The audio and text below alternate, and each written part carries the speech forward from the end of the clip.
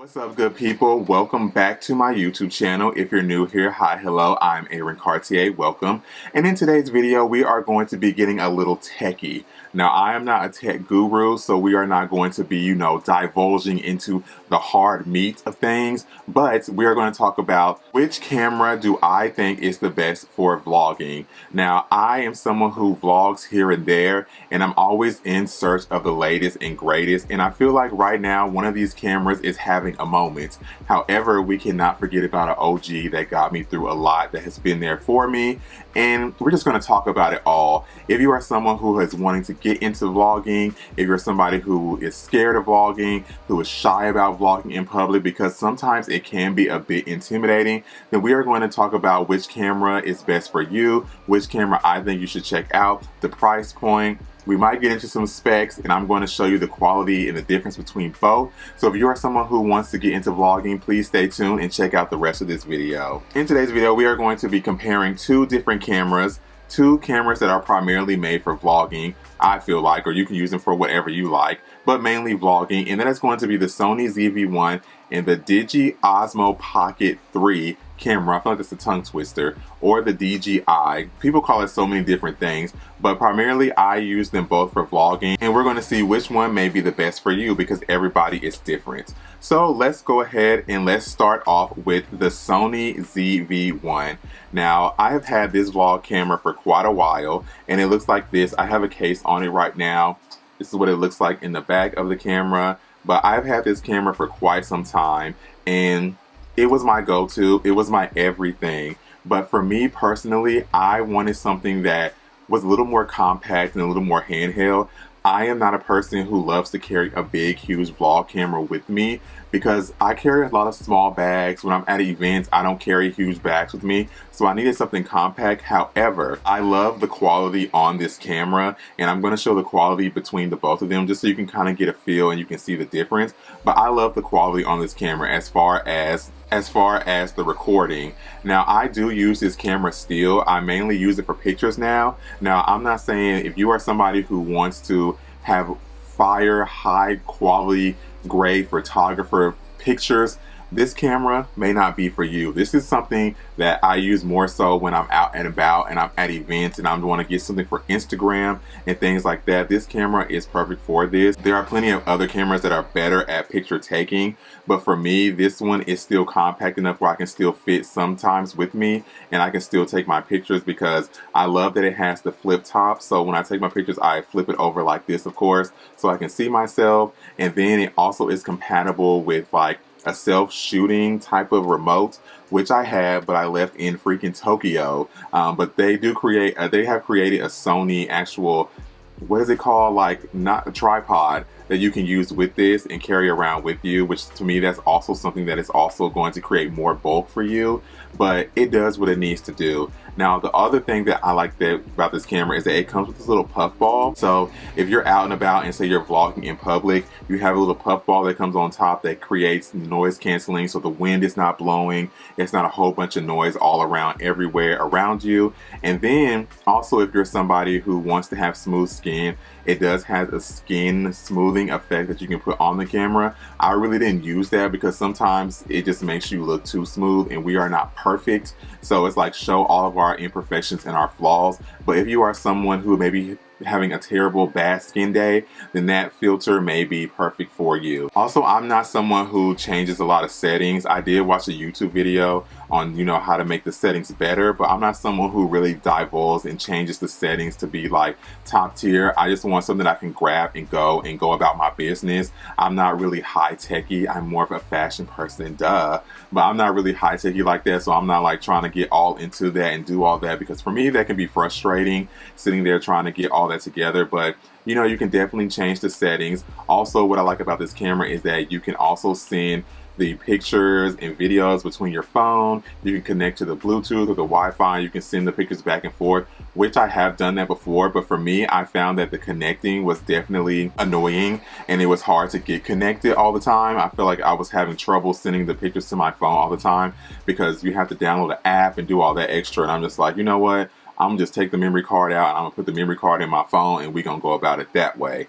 but this is definitely a great quality camera. You can purchase this off of Amazon. They have a content creator pack, and the content creator pack is going to run you about $479, but it comes with a memory card, comes with a lens protectors, comes with a case, comes with a little tripod that you can use, comes with some batteries and all of that, which, you know, if you want all that, I feel like that's a good starter. But if you want to purchase the camera by itself, it's only $398, which, I mean, for like $100 and some change more, you might as well get the content creator pack and get more bang for your buck. But yeah, this is what this looks like. Also, with this camera, you do have to have batteries. On the inside, you have to have a portable battery, so that is something that you do also have to carry around for yourself, and you have to have all the time. Make sure I have like probably like 4 or 5 extra batteries with this, so you also have to have that too, which can become a lot, especially if you're somebody who's like me, constantly losing stuff. It can be a lot. Alright, so for some reason I could not find the test footage that I use on this camera. I guess I didn't actually push record because it was on none of my memory cards, but I wanted to insert a clip. This is me from New York Fashion Week, and this is me in front of a big window using natural lighting. As you can see, the crisp quality is amazing. It gets high def 4K. I love that. Also, it focuses really great. Like if you're holding an object up to it, it will focus on the object and then back on you really quickly, which I also really enjoy. Now, I normally always use a tripod. Even when I'm out in public, I always use a tripod with this camera just because I like steady shots. I don't really like a bunch of shaky mess.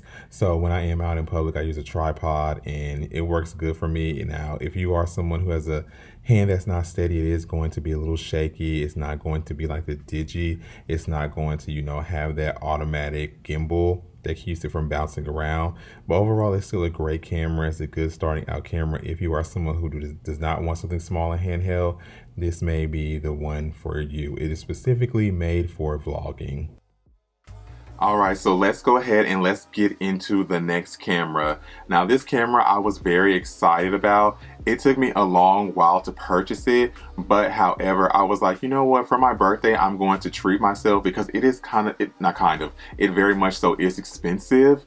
Way more expensive than the Sony ZV-1, so it's definitely an investment. But like I said, it was my birthday, so I felt like, why not purchase a new camera for my birthday? And I feel like this one has kind of taken over and has taken the world by storm. I have never seen this camera as much as I have until after I purchased it.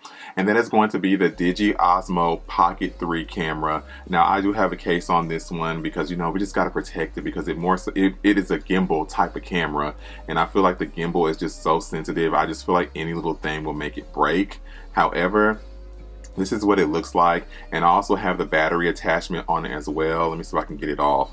Do I even know how to take it off? Like, I barely use the battery, the jig or whatnot. Okay, I finally got it off. I was pushing the wrong button. But yeah, this is the battery pack that comes with it. Now, this camera I thoroughly enjoy because of its compactness, because it's so small and it's so easy. You can literally use this for Instagram Reels, TikTok, and, you know, YouTube videos. It's so universal, which to me, that really was the selling point for me, the compactness and being able to use it for so many different things that I do all the time. And then I love that the camera is just flip out like this, and then it comes on, then it turns around and it picks you up like this. This camera is so smooth, it moves with you. So when you're moving around, you're not getting all that shaking like you would with like a point and shoot camera or one of those type of cameras. It's not going to be all bouncy, so when you're moving, it doesn't shake and all of that. And then it comes with so many pieces. Like I said, this is the battery pack, so you charge it. I have a case on it again, but you charge it on the inside, and then you just connect it to this, and it'll keep your Osmo charging while you're using it, which I absolutely love that. And then it also comes, this is the bag that it came in right here, and it also comes with so much other stuff. It comes with another little piece like this, and I have it attached to, I guess this is a small tripod stand. The stand does not stand all the way up, so you can't have it like small like this. It's gonna go all the way out each and every time you want to use it, but you just twist that on there like so at the very bottom of here, or you can put it onto another tripod that you might have, and you just attach it like so. Always put it on backwards, but you just attach it like so right on there, and it kind of gives you more support, which I like to have it like this all the time if I don't have the battery part on, just because I feel like with it being so small like this, it just feels weird to me. Like I feel like I have to have this piece on. And then, like I said, you just flip it around, and then you push this button right here to start recording, and then push it off again to stop recording. And then this, you can, get the camera back in tune or kind of line back up. And then you can also zoom in and out with that button. Now, my only downside about the zooming in and out feature for me is just something so small. I hate that I have to go back and forth between the setting. Like I have to actually click the button to get it to go back to zooming, or I have to click the button so that I can move it up and down. I wish it was just able to do that on its own. Like I wish you could just push this and it would zoom. Maybe it's a setting, maybe I'm doing something wrong, but I wish that you could do that on here. My only other thing is this is supposed to look like a 4K quality type of video. To me, sometimes it looks like the quality almost looks like you are recording on your phone. And I don't like that, because if I wanted to record on my phone, I would. I feel like depending on the lighting, the quality really shines, but sometimes it looks like phone quality, and you can tell the difference when you go from like a Canon or a Sony and you go to this. You can sometimes tell the difference in the quality, which I don't like and I'm not a fan of. So to keep that in mind, because for the price point, this camera, I just pulled it up, by itself is going to run you $669. I'm sorry, that's not by itself, that's the creator combo. The creator combo comes with all of this that you see here, and then it also comes with this little mic. So sometimes you do have to put this mic on because of the sound quality. When I did it in my Tokyo vlog, I didn't use this at all, and the sound wasn't that bad, but when I went into editing, I literally had to turn every single clip like up. I had to turn the volume on every single clip up. I cannot leave it low or anything. So you definitely have to go into the editing process and turn it up, unless you want to wear this all day, which I'm not trying to wear this clip on me all day because it's going to get lost and it may not go with my outfit. But my other thing that I do love about this camera is the way that it charges. I love that I don't have to carry a whole bunch of batteries around with me.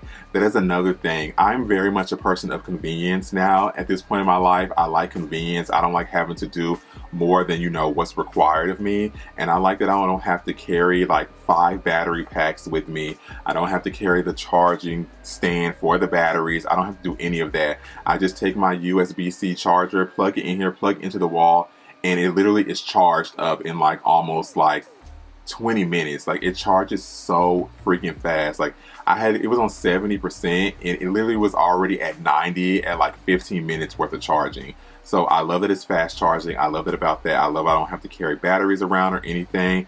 For me, that is great because I just don't want to be dealing with all that. Also with this camera, just like the Sony ZV-1, it does have a glamorous effect where you can kind of smooth your skin out, but I rarely ever use that. And then I also heard that you can go live from this. I have not tried it out. I haven't looked into it, but I've heard you can go live with this camera, but I have no purpose and no reason to go live, so I haven't used it for that. But I just love the compactness of it. Now let's go ahead and let's get into the quality and see what it's really giving. Alrighty, so we are now recording from the DJI Osmo. So this is what the quality gives. Like I said, you can also turn on a face tracking effect, which I don't have on, but it pretty much moves with you everywhere you move. I don't have the face tracking on. For me personally, I don't really enjoy that too much, but this is what it looks like. Like I said, see how I'm bouncing around and it's not even moving. Like it stays stabilized, which I like because I am not a fan of watching vlogs where the quality and the recording is all bouncy and all over the place. I don't really too much thoroughly enjoy that, but this is what it looks like. And as you see, I'm moving and it kind of, for some reason, it always goes to the side whenever you turn. I don't know how to turn that off. Maybe I'm doing something wrong, but it always turns to the opposite side when you're going around. And then I also like how you can flip it with just the touch of a button. It just flips right around and back around. I love that. That's so easy. And then this is the zoom effect. Like I said, you can zoom in and out with the little knob on the screen, so I like that. I'm not going to edit the quality of the sound so you can actually hear how it really sounds without the editing. Well, maybe I'll do one part. So this is the part where there's no sound edited or anything like that. And then this is the part where the sound is going to be edited, where I've had to turn it up so you can see the quality and the difference of the sound. I'm probably going to insert like the Sony ZV-1 video in here just so you can see kind of the effects of the different type of quality that each camera gives. Like I said, sometimes this can give me like it's giving a almost iPhone recording type of vibe. But yeah, that's going to be the DJI Osmo. Let me know what you think. And to lastly round out the thing about the DJI Osmo that I really like is if you are someone who is shy and you are someone who is just wanting to vlog for the first time, I feel like the DJI Osmo is better because it's very, very compact and it's small. So I feel like people won't stare at you that much. As you get more comfortable in vlogging, you really won't care about people staring. But sometimes it is very uncomfortable and you will have your arm all out here with a huge big camera. You can have just something small to start off with. But if you're going to start off with that, that's going to be your forever one kind of, because it's too expensive to start off with and not keep using. That is going to do it today for my videos on the comparisons between the DJI Osmo Pocket 3 and the Sony ZV-1 camera. I hope you got a little bit of insight from this video. Like I said, I am not a tech guru, so I'm not diving into the meat and the specs and all of that. There are other people out there in the world that can give you all of that.